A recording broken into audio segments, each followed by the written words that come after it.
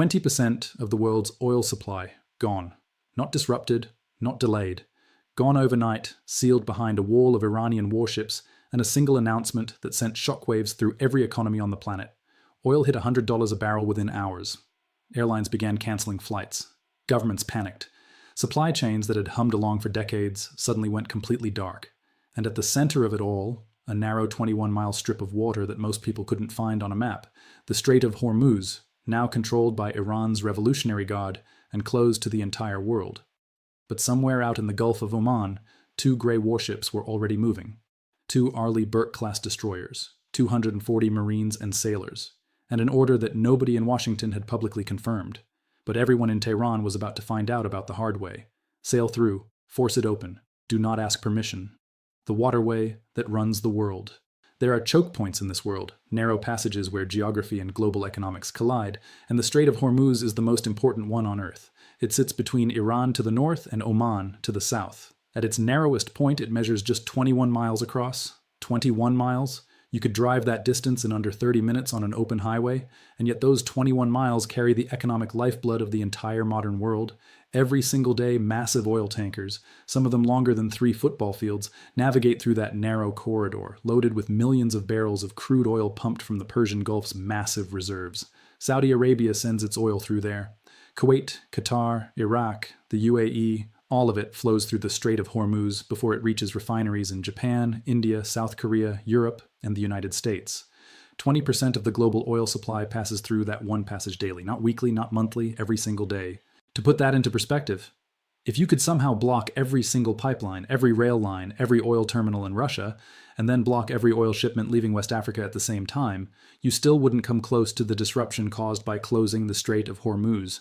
It is, by every economic measure, the single most critical energy choke point on the planet. Nations have built their entire energy policies around keeping it open. Navies have stationed fleets in the region specifically to ensure it stays that way. And for decades, Iran had understood this perfectly. Tehran had long used the strait as a threat, a card it could play whenever tensions escalated with the West. Close the strait, choke the world's oil supply, and suddenly you have leverage over every major economy on Earth. It was always the nuclear option in Iran's strategic playbook, not nuclear weapons, the strait itself. The question was never whether Iran would eventually try to use it. The question was always, what happens when they actually do? On March 2nd, 2026, the world got its answer, and it arrived faster and more brutally than almost anyone had anticipated. The strike that broke Iran's government. To understand why Iran closed the strait, you have to go back 3 weeks, back to February 28th, and a military operation that shook the entire Middle East to its foundation.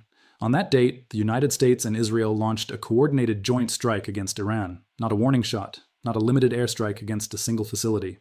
This was a comprehensive military operation, the kind that takes months of intelligence gathering, target selection, and mission planning before a single bomb falls. And when it did fall, it fell on everything. Iranian nuclear facilities that had survived years of sanctions, diplomatic pressure, and covert sabotage operations were hit with precision munitions that left them completely non-functional. Military bases across the country, installations that the Revolutionary Guard had spent decades building, fortifying, and equipping, were struck simultaneously, their infrastructure reduced to rubble before anyone on the ground had time to respond. Command and control centers went dark. Communication networks collapsed. The Iranian military, for those first critical hours, was blind and scattered, but the strike that changed everything, the one that sent shockwaves not just through Tehran, but through every capital city on Earth, was the killing of Iran's supreme leader.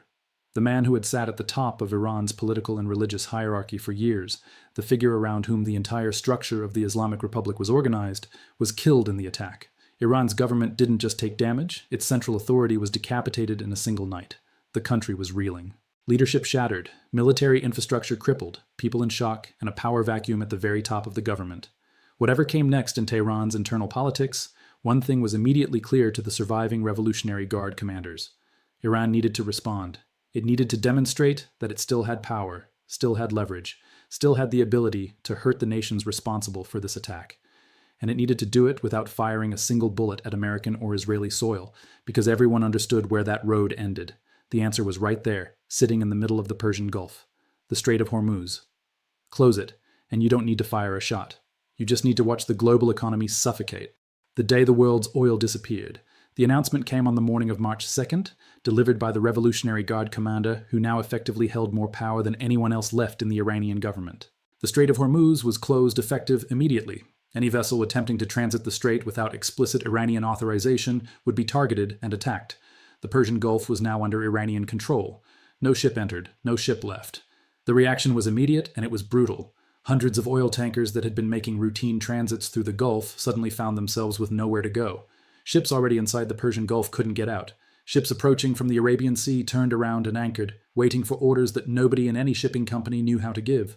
The entire choreography of global oil logistics, a system of thousands of ships, dozens of ports, and millions of barrels moving on precise schedules, ground to a halt overnight. Within 24 hours, oil markets responded with the kind of violence that makes traders' careers, or ends them. Crude prices surged past $80, then $90, and then crossed the psychologically devastating barrier of $100 per barrel before most analysts had even had time to write their initial assessments. Airlines, which run on thin margins and burn enormous quantities of fuel, began announcing route suspensions. Trucking companies started raising surcharges. Factories in Japan and South Korea that depended on Persian Gulf oil to power their operations began calculating how long their reserves would last.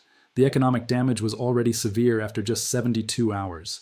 After a week, it was catastrophic. After 3 weeks, governments were calling emergency energy summits. Emergency reserves were being tapped. Diplomatic lines between Washington and Tehran were burning hot with messages that the Iranians were mostly ignoring because for the first time in years, they felt like they had the upper hand. They felt like they had leverage. They were about to find out how wrong they were. The order that started everything. Somewhere in the Gulf of Oman, approximately 60 miles south of the strait's entrance, 2 warships had been watching and waiting. USS Chaffee and USS Gridley, Arleigh Burke-class guided missile destroyers, sat quietly on calm blue water that belied exactly how dangerous the situation around them had become. These were not ordinary ships. The Arleigh Burke-class represents the backbone of United States naval surface warfare, and for good reason. Each destroyer stretches nearly 510 feet from bow to stern, displaces over 9,000 tons at full combat load, and carries enough weapons to threaten an entire coastal nation.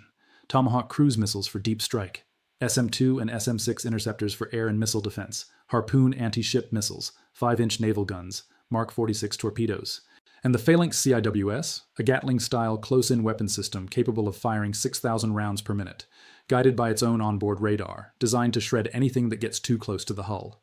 Both ships had 120 Marines and sailors aboard, 240 total, combining the crew complement of 2 of the most capable surface combatants afloat.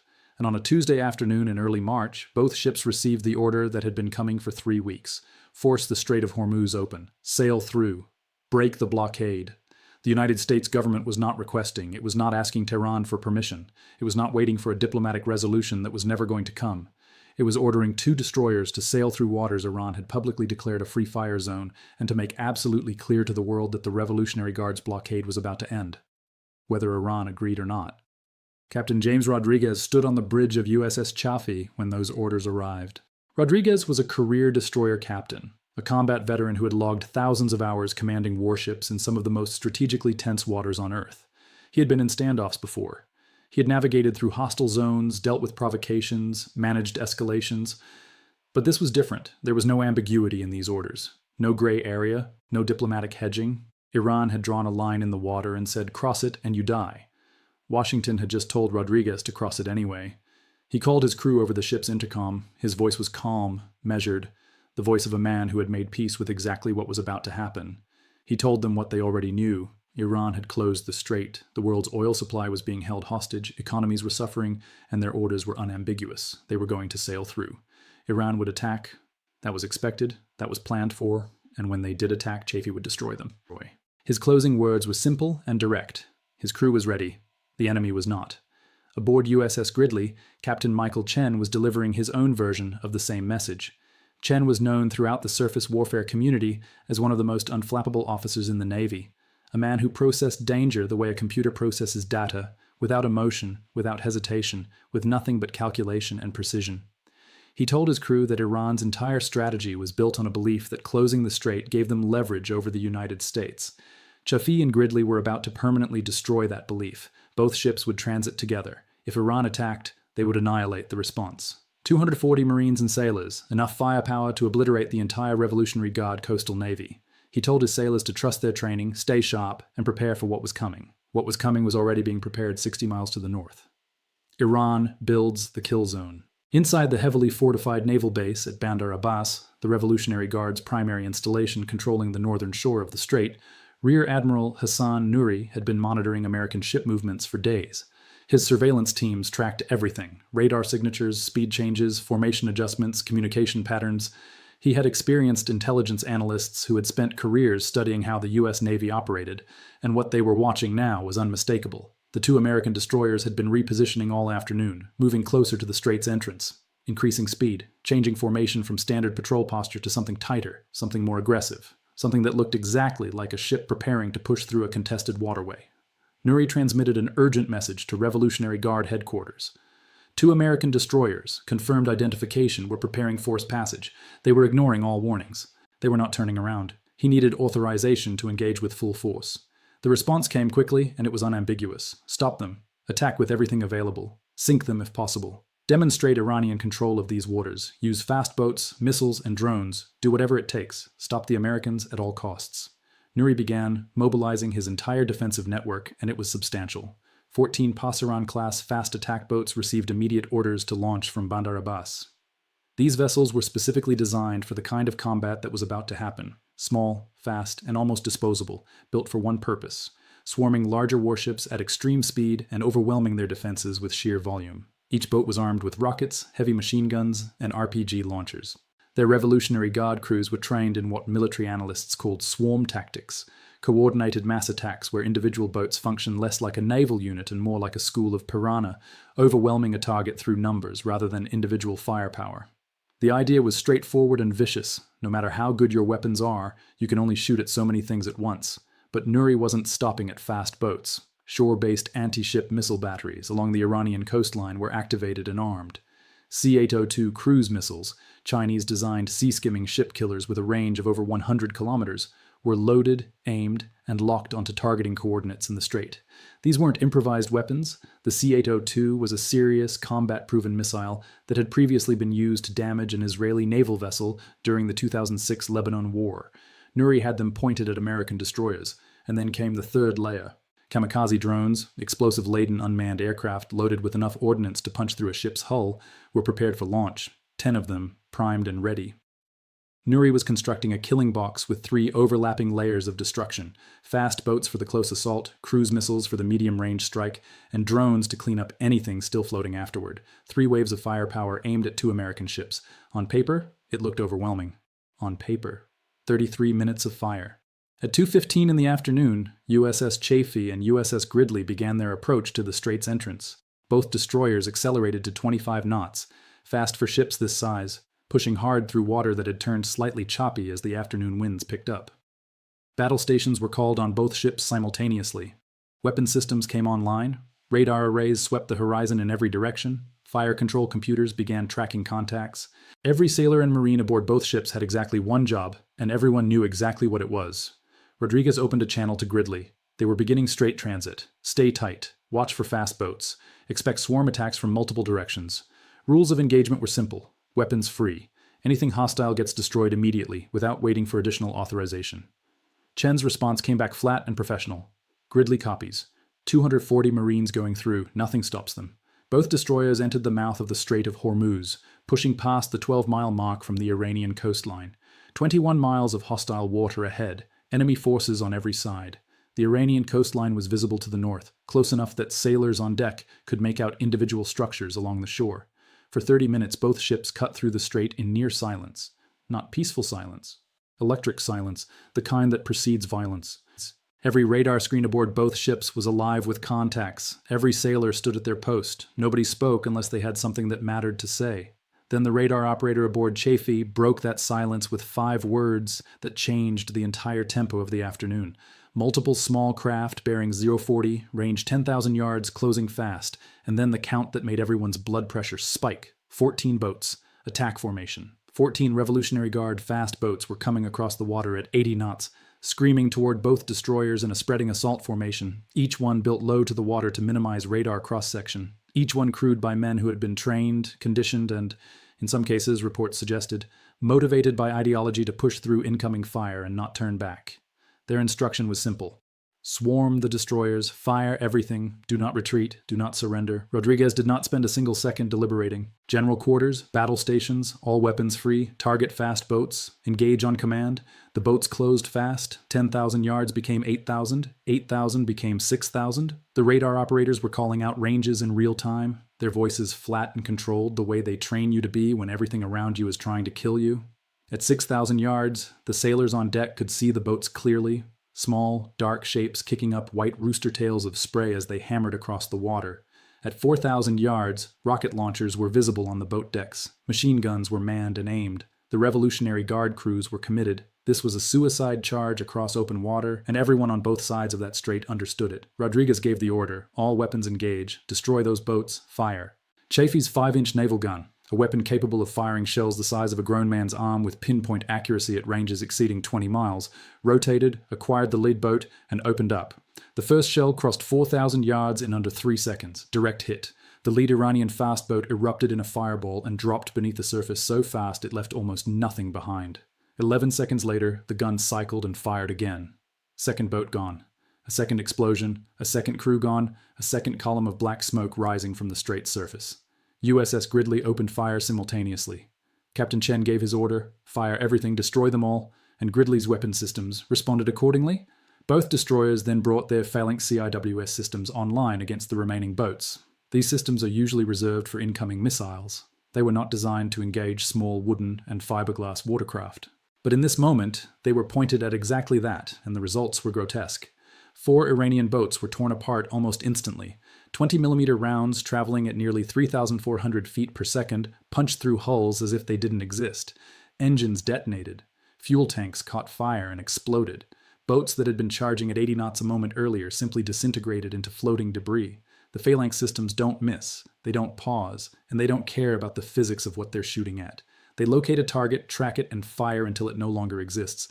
But the remaining 9 boats kept coming. 9 Revolutionary Guard crews still pushing forward, still firing rockets and RPGs and machine guns from pitching bouncing decks.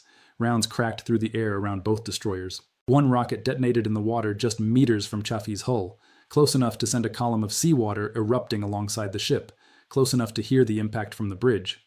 Rodriguez didn't flinch.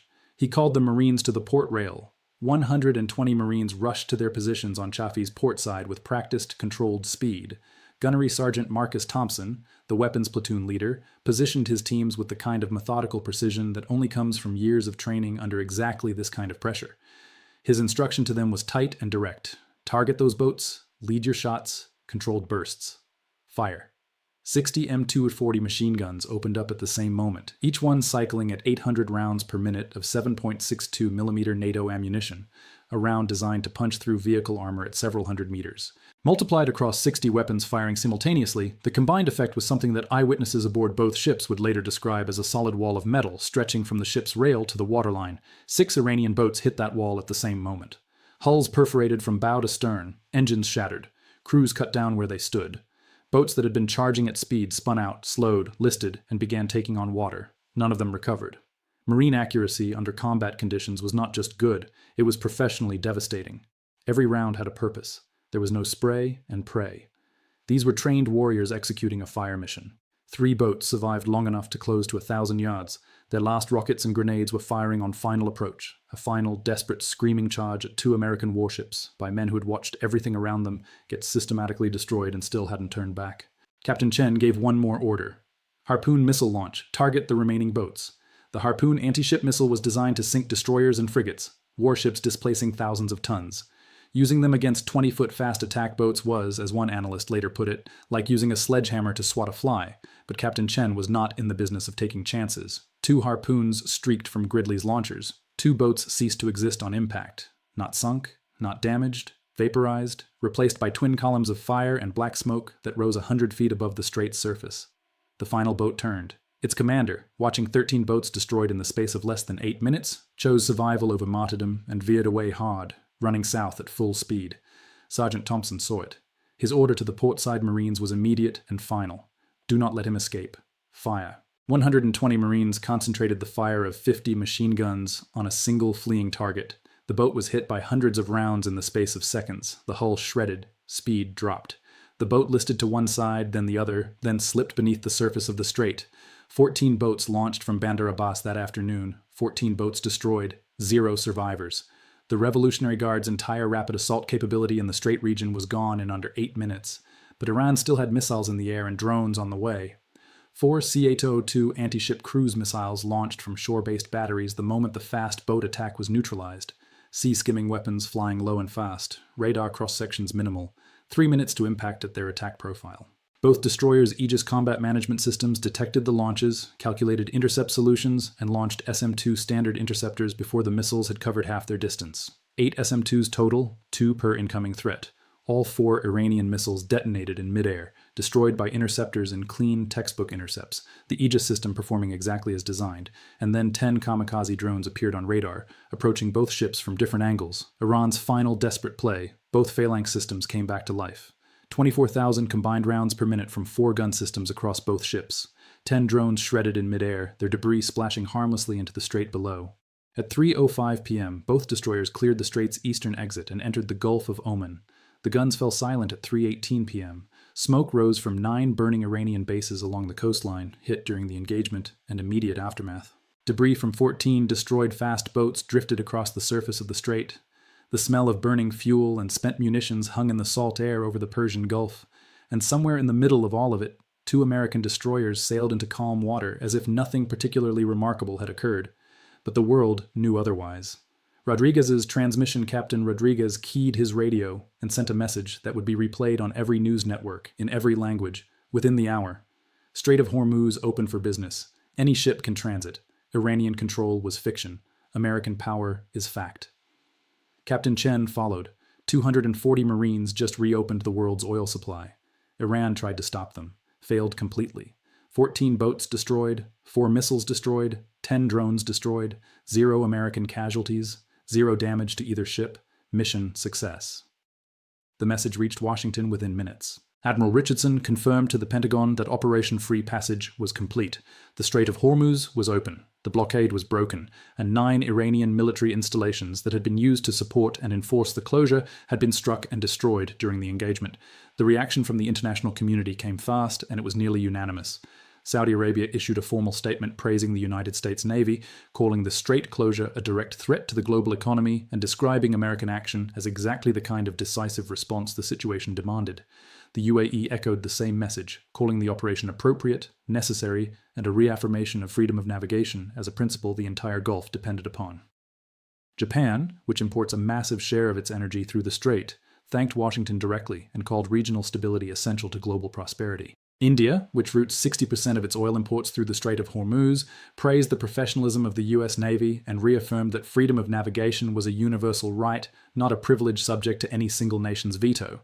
The European Union released a formal statement declaring Iran's blockade a violation of international law and describing the American response as proportionate and effective. South Korea added its voice to the chorus.